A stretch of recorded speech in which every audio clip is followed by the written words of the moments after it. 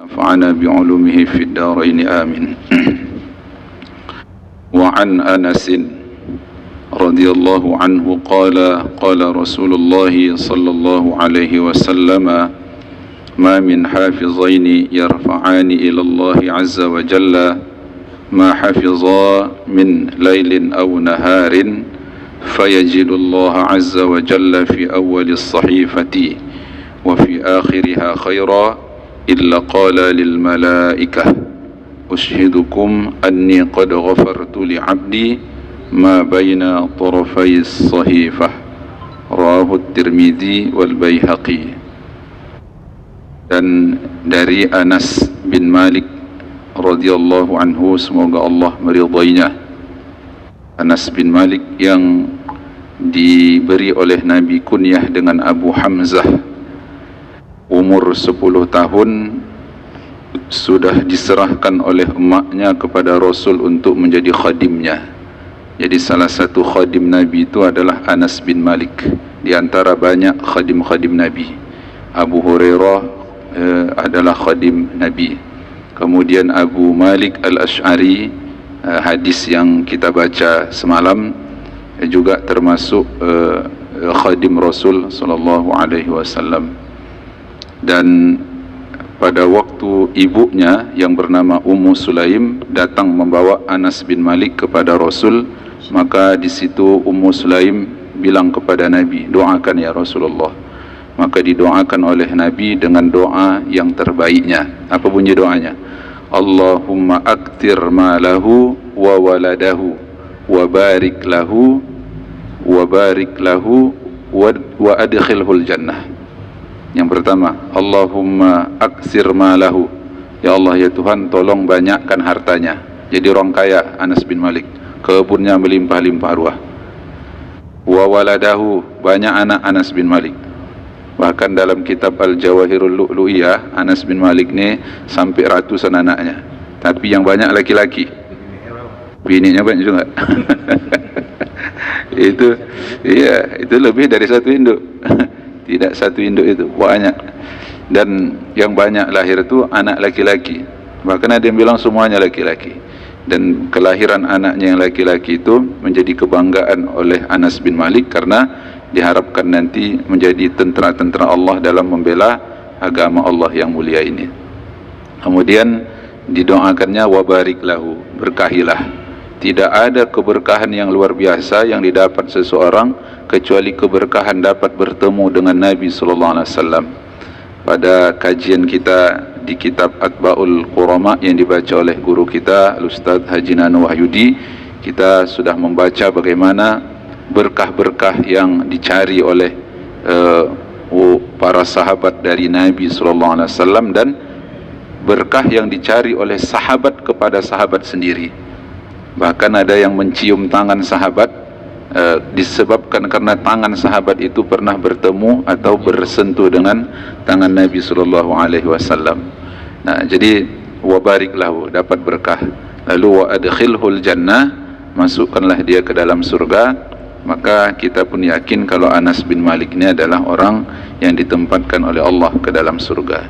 Jadi seorang sahabat yang juga banyak meriwayatkan hadis dari Nabi, tapi tidak sebanyak Abu Hurairah. Dia berkata, bersabda Rasulullah sallallahu alaihi wasallam, "Ma min hafizaini yarfa'ani ila Allah azza wa jalla." Tidaklah ada dua malaikat hafazah. Nah, itulah yang kita kaji pada bahasan yang lalu, yang disebut oleh Nabi, yata'aqabuna fikum malaikatum bil-lail wa malaikatum bin-nahar. Silih berganti malaikat itu datang kepada kamu, tujuannya adalah untuk hafazah, untuk menjaga. Tidaklah ada dua malaikat hafazah yang keduanya mengangkatkan amal kepada Allah Subhanahu wa taala min lailin aw naharin, baik di waktu malam ataupun di waktu siang.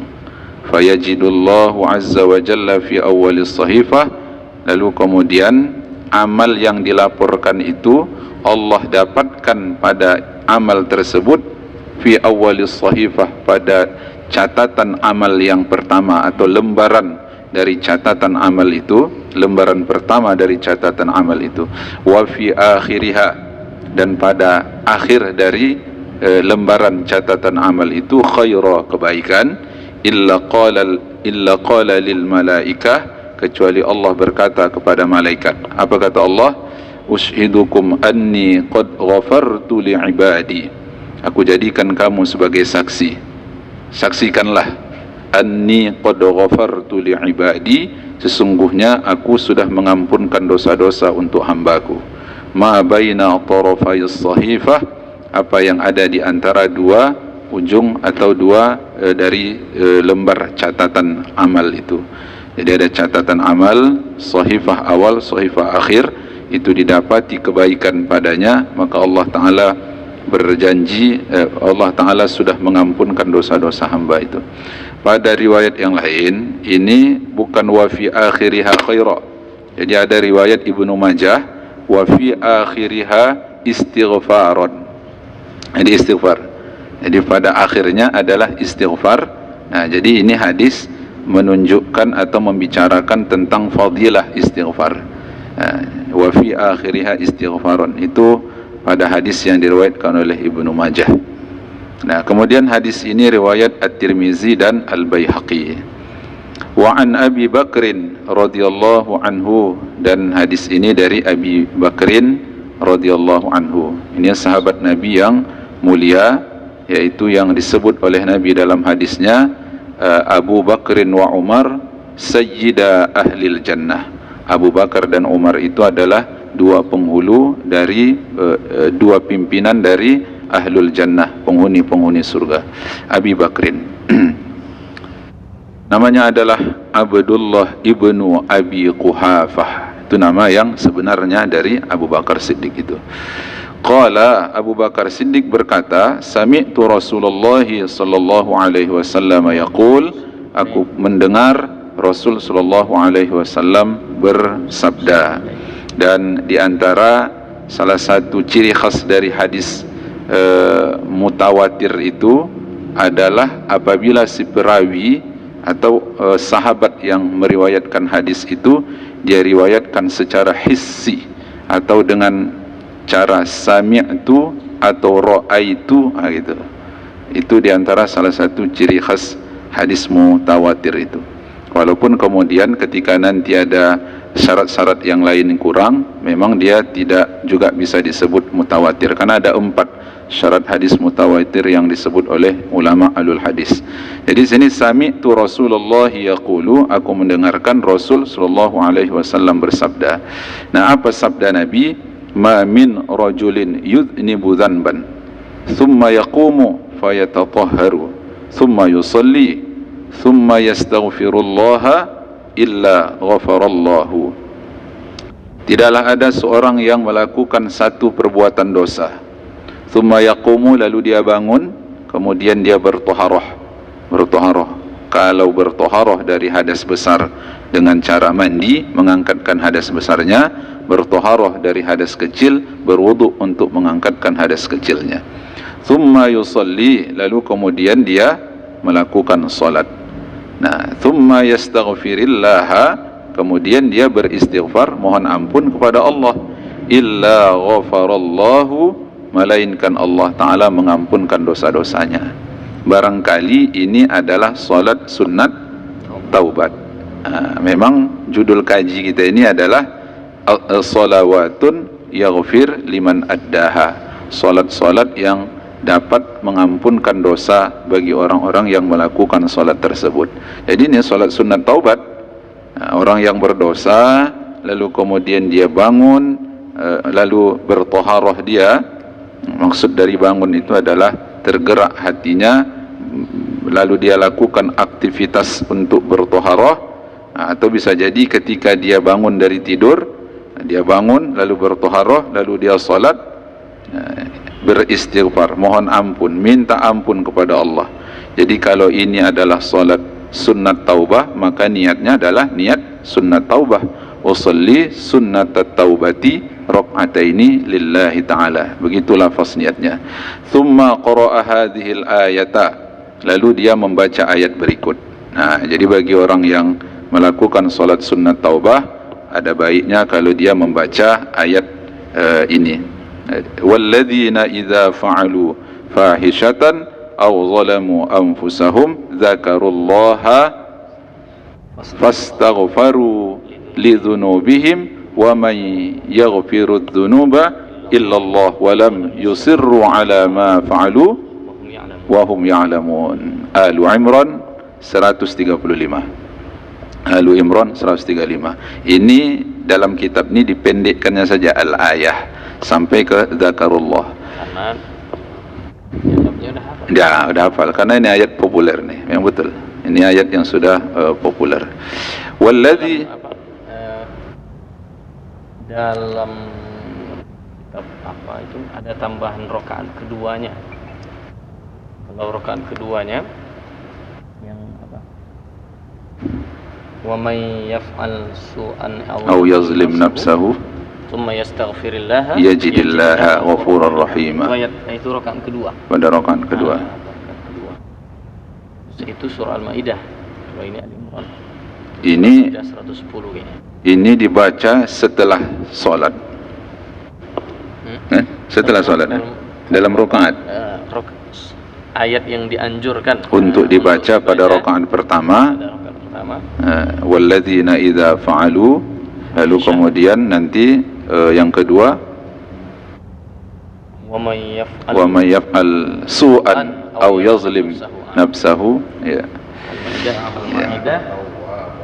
Ya, memang seperti kajian kita yang lalu, jika dia tidak dapat hafal ayat-ayat yang direkomendasikan, boleh dia berpindah kepada ayat-ayat yang hafal. Karena pada prinsipnya faqra'u ma tayassara minal Qur'an. Bacalah Al-Qur'an yang mudah-mudah saja. Jangan gara-gara tidak hafal kita ayat-ayat itu lantas tak jadi dia solat taubat. Nah, ya. Dianjurkan di dalam solat sunat duha itu dibaca wasyamsi wa duhaha, tapi tak hafal dia itu, jangan gara-gara itu dia tinggalkan solat duha. Gitu. Jadi itu yang paling afdol. Ayat-ayatnya sudah ditunjukkan, kalau bisa dibaca. Berapa? An-Nisa 110. Berarti Alu Imran 135 itu dibaca di awal. Kalau menurut tertib surah berarti Al-Maidah ayat 135 itu dibaca pada rakaat yang pertama, baru An-Nisa ayat 110 itu dibaca pada rakaat yang kedua. Dah. Jadi An-Nisa ayat 110. Rakaat pertama Alu Imran 135, ayat yang rakaat kedua ayatnya adalah An-Nisa ayat 110. Jadi pas dia tertib suaranya atau tertib surahnya begitu. Dan orang-orang yang apabila mereka melakukan fahisyah, kekejian, kejahatan atau perbuatan dosa, au zalamu anfusahum, atau mereka menzalimi diri mereka sendiri, perbuatan maksiat itu adalah satu bentuk penzaliman seseorang atas dirinya sendiri. Makanya Nabi Adam alaihissalam waktu dia memohon kepada Allah memohon ampun atas kesalahan, kan dia bilang Rabbana zalamna anfusana. Jadi zalamna itu karena memang sudah melakukan perbuatan kezaliman. Kemudian zakarullah, dia pun berzikir atau ingat kepada Allah. Udah tersalah baru dia ingat sama Allah. Fastaghfaru lizunubihim, maka kemudian beristighfarlah mereka atas dosa-dosa mereka. Jadi di dalam tafsir Al-Qurtubi, di sana ada penjelasan dari Abdullah ibnu Abbas bahwa sabab nuzul dari ayat ini, ada seorang yang bernama Mahron, ya, At-Tammar. Dia kemudian ada perempuan yang datang kepadanya membeli tamar kepada dia. Jadi disebut dia dengan Tammar itu memang karena kerja dia penjual tamar. Ada perempuan cantik datang sama dia, tak sabar dia dipeluknya perempuan tadi, diciumnya. Gitu. Jadi udah siap itu dia pun menyesal. Fadzakaru lin Nabi sallallahu alaihi wasallam, lalu dia pun menceritakan apa yang dia perbuat tadi kepada Nabi sallallahu alaihi wasallam. Maka menyesal dia. Lalu Nabi sallallahu alaihi wasallam biasanya kalau udah ada satu problem, Nabi menunggu itu, datang ayat atau turunnya ayat dari Allah. Maka turunlah ayat ini, walladzina idza fa'alu fahishatan, orang yang apabila sudah melakukan kejahatan atau menzalimi diri lalu dia ingat sama Allah. Nah, dia sudah melakukan kemaksiatan lalu ingat sama Allah, maka fastaghfaru, istighfar, wa man yaghfiru dzunuba illallah, dan tidak ada yang dapat mengampunkan dosa kecuali Allah, tapi bersyarat. Syaratnya apa? Walam yusirru ala ma fa'alu, dan mereka tidak terus-menerus melakukan perbuatan itu setelah mereka tadi istighfar. Jadi kalau dah beristighfar dia, besok dibuatnya lagi, datang juga perempuan cantik itu, dipeluknya juga lagi. Aku itu memang tak ada guna. Kajian yang lalu siapa yang ingat kitab yang saya baca, kitab hadis tentang mana? Ya, maghfirah juga. Ini kan maghfiratur rahman kan. Semalam tu kajian istighfar juga. Kajian istighfar. Asbabul maghfirah ya. Jadi kata ulama gini, setiap kali ada orang yang beristighfar, lalu kemudian setelah dia beristighfar itu dia buat lagi kemaksiatan, istighfar yang dia itu tak laku, macam hangus lah gitu. Maka istighfar lagi dia. Nah, jadi kekuatan istighfar dia itu akan tetap berlanjut sepanjang dia tidak melakukan kemaksiatan. Kalau dibuatnya lagi kemaksiatan itu, istighfar yang ini itu gagal lagi gitu. Nah, itulah orang yang sia-sia tadi. Kan kalau Allah dalam Quran membuat ilustrasi atau perbandingan sama seperti seorang perempuan yang sudah memintal atau sudah menjahit dengan rapi jahitannya, lalu kemudian setelah itu dia acak-acak lagi. Jadi gitu. Maka turunlah ayat ini berkaitan dengan laki-laki yang tadi melakukan fahisyah atau kejahatan. Rawahu Tirmidzi wa qala hasanun. Hadis ini diriwayatkan oleh At-Tirmizi, dan At-Tirmizi mengatakan bahwa hadis ini hasan.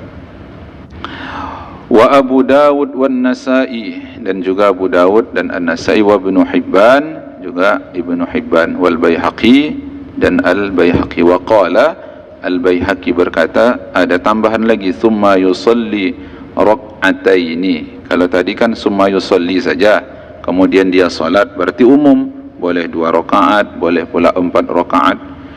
Di sini disebutkan dalam redaksi Al-Baihaqi disebutkan summa yusalli rak'ataini, kemudian dia salat 2 rakaat. Dan memang minimal salat sunat taubah itu adalah 2 rakaat. Boleh tidak 4 rakaat salat sunat taubah? Boleh? Boleh. 6 pun boleh.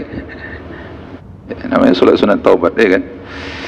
Kemudian wa an Abi Hurairah radhiyallahu anhu, dan hadis dari Abi Hurairah, semoga Allah taala meridainya. Qala, kata Abi Hurairah, qala Rasulullah sallallahu alaihi wasallam, bersabda Rasul sallallahu alaihi wasallam, man tawaddaa, siapa yang berwudu, fa ahsanal wudu'a, lalu dia pun membaguskan wudunya. Ini sudah kita bahas semalam. Thumma atal jumu'ata, lalu dia mendatangi atau hadir melakukan solat Jumat. Fastama'a, lalu dia mendengarkan khatib berkhutbah Jumat. Wa ansata, lalu dia diam. Ghufira lahu ma bainahu wa bainal jumu'atil ukhra, diampunkan dosanya antara dia dan Jumat yang akan datang. Wa ziyadatu salasati ayyamin, tambah lagi 3 hari, Sabtu, Minggu, Senin. Berarti bonus jadi 10 hari. 7 tambah 3 hari, 10 hari. Dapat Jumat lagi, gitu lagi deh ya. Tambah lagi. Iya, terus. Nah, inilah mungkin realisasi dari hadis Rasul, dari ayat Al-Qur'an, man jaa bil hasanati falahu asyru amsalha. Ini 10 kebaikan. Wa man massal hasa faqad lagha, dan siapa yang menyentuh, memegang batu, maka sesungguhnya dia telah melakukan lagha, kesia-siaan. Maksudnya ini kan dulu batu lah pula yang ada kan, jadi lagi khutbah Jumat main-main batu. Nah, sekarang HP. Jadi kalau begitu, lagi khutbah Jumat berlangsung pun, Tafsir kontemporer. iya, iya itu tafsir kontemporer. Kalau dulu kan hasa batu, nah sekarang HP. Jadi kalau ada orang yang khutbah sedang berlangsung, lalu dia main HP, laghah. Maksud laghah itu kata ulama, dia tidak mendapatkan fadilah dari solat Jumatnya itu, fadilah yang sempurna dari solat Jumat. Bahkan ada ulama yang mengatakan dia tidak dapat apa-apa sama sekali dari fadilah Jumat, dia hanya dapatkan pahala zuhur saja. Gitu. Kalau Jumat tak dapat, apa rupanya beda Jumat sama zuhur? Oh banyak, tinggi kali beda dari Jumat dengan zuhur. Nah, atau ada orang yang kemudian menganggap, wah karena ini pakai tasbih enggak apa-apa, terus tangan, walaupun dia mendengarkan khutbah Jumat, ya kan? Batu tak boleh, tasbih pun di tangan kita hentikan sejenak, karena itu kan dalam suasana ibadah. Khotib sedang berkhutbah itu dalam suasana ibadah. Nah makanya sampai-sampai ketika orang mengatakan ansit, diamlah kepada orang yang di sebelahnya saja pun, dia sudah laghah. Apalagi amaliyah-amaliyah lain yang menyibukkan hati kita dari menyimak, dari mendengarkan nasihat-nasihat khutbah Jumat itu. Nah, jadi bagaimana dengan tidur? Misalnya di dalam masjid itu jemaah ada sekitar luar itu, di sekitar kita rudul itu orang membaca cerita itu. Iya. Iya. Udah pasti. Udah pasti laghah. Ya? Berjalan pada saat khotib. Iya, berbicara bagaimana? Iya, itu Sebenarnya termasuk. iya. Banyak sering. Sebenarnya kota infak, iya, kota infak yang dijalankan itu juga, kalau dapat jangan dijalankan pada saat khotib Jumat sedang berkhutbah. Kita ambil kertas yang terdapat di luar masjid, waktu itu kita ambil, lipat masuk kantung, lagi khotib berkhutbah awak membaca itu. Itu banyak juga tuh. Makanya ditulis di. Nah, maka ditulis di bawah tuh. Tidak dibaca pada saat khatib sedang berkhutbah. Bacanya waktu itu pula. Membaca itu bagus berkhutbah. Pada saat Kena juga lah berarti. kena. Jadi ya menjalankan kota infak. Kalau dapat jangan lakukan pada saat khutbah Jumat. Ya, ada waktu sebelum khutbah Jumat dia boleh jalankan. Jadi banyak hal lah yang kita perhatikan dari amaliyah Jumat ini yang sesungguhnya dia dapat mengurangi fadilah-fadilah Jumat itu sendiri. Jemaahnya tuh berlami pada saat Betul, betul. Memang iya. Memang iya. Makanya kalau di Arab lah, Timur Tengah itu kan tak ada istilah Kota infak. kan, Iya. lagi sedang khutbah. Itu terletak aja kota infaknya itu. Orang yang mau ngisi. Betul. Jadi kalau di tempat-tempat yang masjidnya itu yang menyediakan, tapi kan kebanyakan masjid nggak menyediakan kota infak. Kebanyakan masjid. Karena Di sana ya? memang, iya, nggak menyediakan kota infak. Nah, kecuali masjid pribadi, ada memang masjidnya pribadi. Nah, karena memang setiap masjid itu kan petugasnya itu dari pemerintah, dari Wizaratul Awqaf. Memang imamnya itu kan imam pemerintah yang menggajinya. Nah, dialah khatibnya, biasanya khatibnya itulah imam yang diangkat, imam Jadi khatibnya. biaya operasionalnya ditanggung oleh pemerintah. Kalau kita kan tak ditanggung pemerintah. Jalan kota infak. Kalau tak jalan kota infak, khotibnya nanti yang pulang. Nanti Jumat nanti merajuk dia. Ya begitulah. Memang hukum dari dari melakukan perbuatan di tengah-tengah khotib berkhutbah itu semaksimal mungkin harus diminimalisir. Gitu. Kemudian wa'an Abi Ubaidah bin al-Jarrah, dan hadis ini berasal dari Abi Ubaidah ibn al-Jarrah radhiyallahu anhu, semoga Allah taala meridainya. Qala, dia berkata, ma min as-salawati salatun afdalu min salatil fajri yaumal jumu'ati fil jama'ati wa ma ahsibu man syahidaha minkum illa maghfuran lahu. Ma min as-salawati, tidaklah ada dari solat-solat itu solat yang paling afdal dari solat fajar atau solat subuh yaumal jumu'ah, pada hari Jumat. Kalau dalam kitab At-Taqratus Sadidah itu, ranking yang tertinggi solat itu adalah solat subuh yaumul jumu'ah, itu yang paling tinggi. Baru selanjutnya lalu dilakukan fil jamaah, berjamaah. Wa ma ahsibu, dan aku menganggap atau menduga, man syahidaha, orang yang ikut mengerjakannya, minkum, di antara kamu, illa maghfuran lahu, pasti diampunkan segala dosa-dosanya. Rawahul Bazzar wa Tabrani fi Mu'jamihil Kabir wal Awsat. Hadis ini diriwayatkan oleh Al-Bazzar dan At-Tabrani dalam Mu'jamnya Al-Kabir dan Al-Awsat. Jadi seperti yang saya sebut semalam, At-Tabrani ini dia dikenal dengan 3 mu'jamnya: Al-Mu'jamul Kabir, Al-Mu'jamul Wasit atau Awsat, dengan Al-Mu'jamul Saghir. Dan ini adalah kitab-kitab hadis yang disusun oleh At-Tabrani, yaitu hadis-hadis yang bersanad, musannadan, hadis-hadis yang dia tulis bersanad. Jadi lengkap sanad-sanadnya, dan hadis-hadis itu dia tulis berdasarkan tartib mu'jam. Maksud tartib mu'jam itu ya huruf alif, ba, ta, sa, jim, ha, kha, dan seterusnya.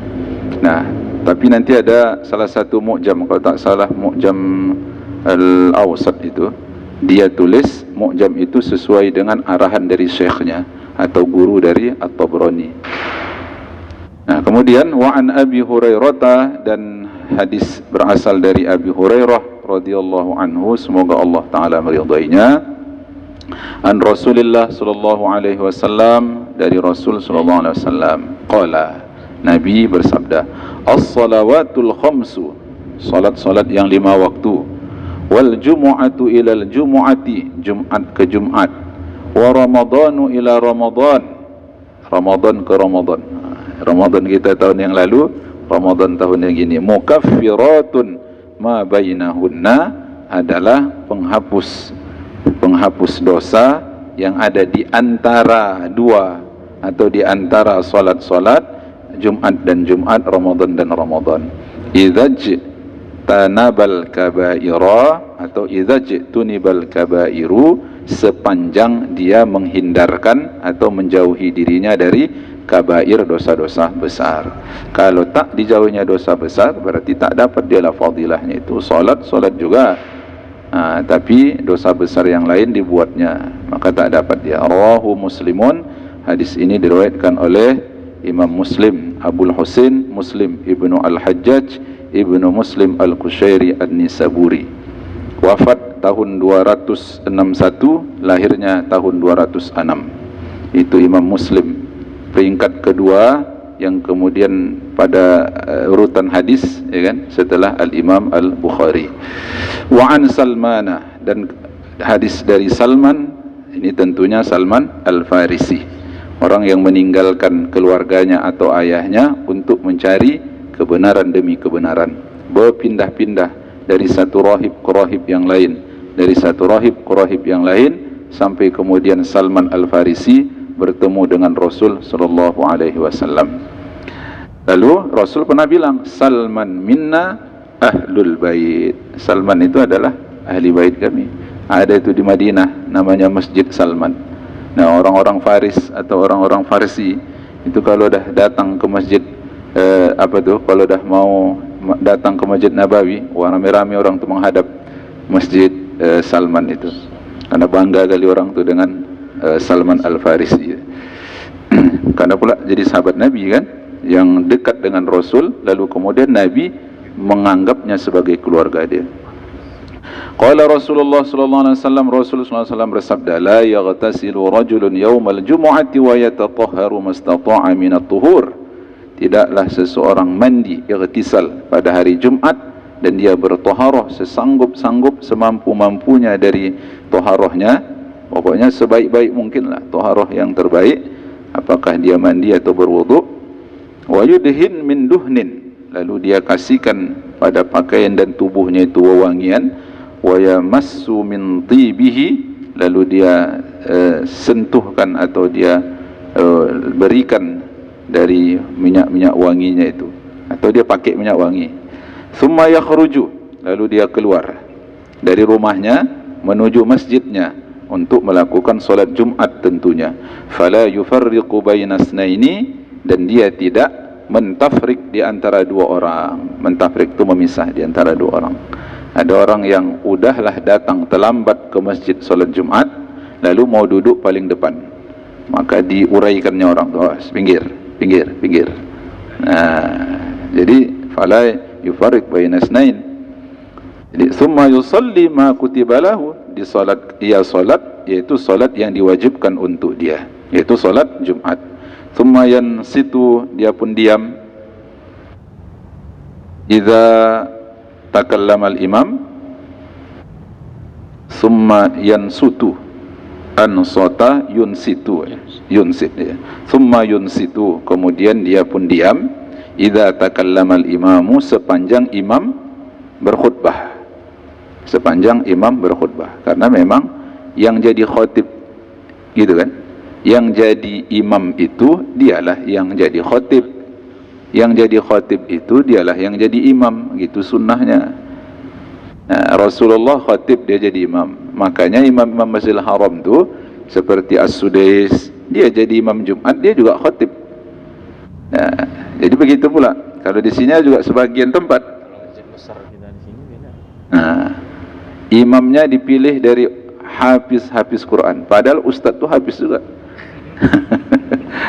Walaupun memang hafiznya juz 30 hafiz juga, tapi tak pala banyak kan. Tapi yang afdalnya gitu, siapa yang khatib dia yang jadi imam. Beda dengan orang yang azan. Orang yang azan dia tidak afdal untuk jadi imam, karena siapa yang muazzin berbeda pula siapa yang jadi imam, itu beda.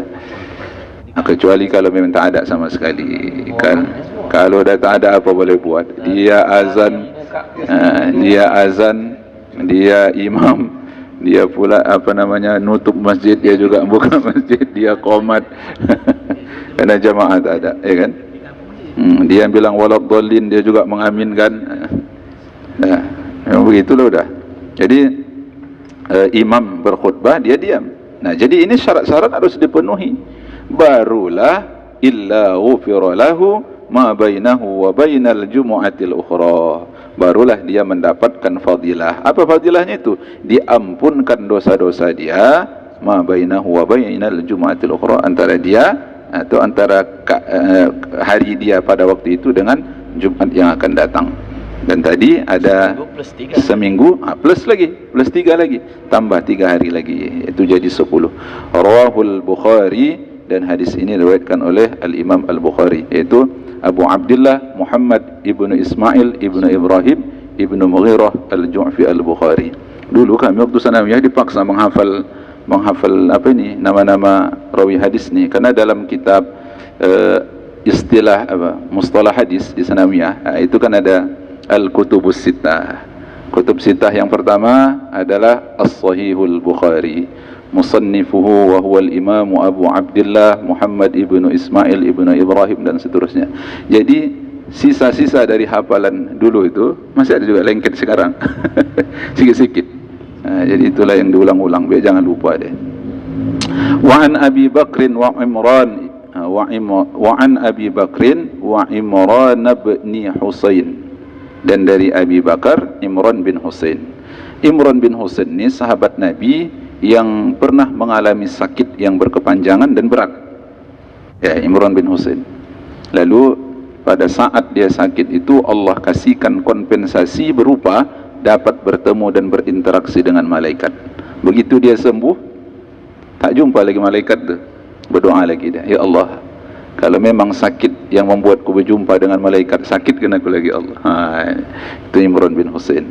Jadi banyak fadilah Imran bin Husain ni, dan dia termasuk salah seorang sahabat yang akrab dengan Nabi SAW. Radiyallahu anhum, semoga Allah Ta'ala meridai mereka. Qala, keduanya berkata, Qala Rasulullah sallallahu alaihi wasallam, bersabda Rasulullah sallallahu alaihi wasallam, man yaghtasala yaumal jumu'ati kufirat anhu dhunubuhu wa khatayahu.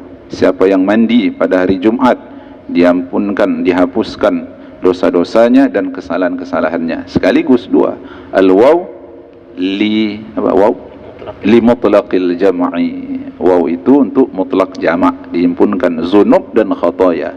Kalau yang lewat ada syakkun minar rawi, ragu perawi. Ghufirat lahu zunubuhu aw khatayahu. Keraguan-raguan. Kalau ini tidak, gabung zunubuhu wa khatayahu. Fa idza akhadha fil masyi, apabila dia memulai melangkahkan kakinya berjalan, kutiba lahu, dicatatkan, dituliskan, ditetapkan baginya bi kulli khatwatin 20 hasanatan. Pada tiap-tiap langkahnya ada 20 kebaikan, 20 pahala. Fa idza sarafa minas salati, apabila dia selesai melakukan salat, ujira bi amali mi'atai sanatin, lalu dikasih dia pahala yang seukuran dengan 200 tahun amal. Oh, banyak itu ya. Rawahu Tabrani, diriwayatkan oleh At-Tabrani fil Kabir wal Awsat, dalam kitab Mu'jamnya, Mu'jam Kabir dan Mu'jam Awsat. Wa zada fil Awsat, dan At-Tabrani menambahkan dalam Mu'jam al-Awsatnya, wa kana lahu bi kulli khatwatin amalun 20 sanah, dan dia juga mendapatkan pada tiap-tiap langkahnya amalan yang setimpal seperti amalan 20 tahun. Dah. Itu aja. Nanti kita lanjut lagi. Wallahu ta'ala a'lam bissawab. Assalamualaikum warahmatullahi wabarakatuh. Alhamdulillahi rabbil alamin, wassalatu wassalamu ala sayyidinal mursalin wa alihi wa sahbihi ajma'in. Allahumma anfa'na bima 'allamtana wa dhakkirna ma nasina bi rahmatika ya arhamar rahimin. Allahumma ja'alna minal ulama'il 'amilin. اللهم بارك لنا في مجلسنا هذا يا أرحم الراحمين. اللهم انصرنا فإنك خير الناصرين، وافتح لنا فإنك خير الفاتحين. اللهم تقبل قيامنا وصيامنا وجميع عبادتنا برحمتك يا رب العالمين. ربنا آتنا في الدنيا حسنة وفي الآخرة حسنة وقنا عذاب النار. وصلى الله وسلم عليه والحمد لله رب العالمين. تقبل الله منكم منا ومنكم، تقبل يا كريم.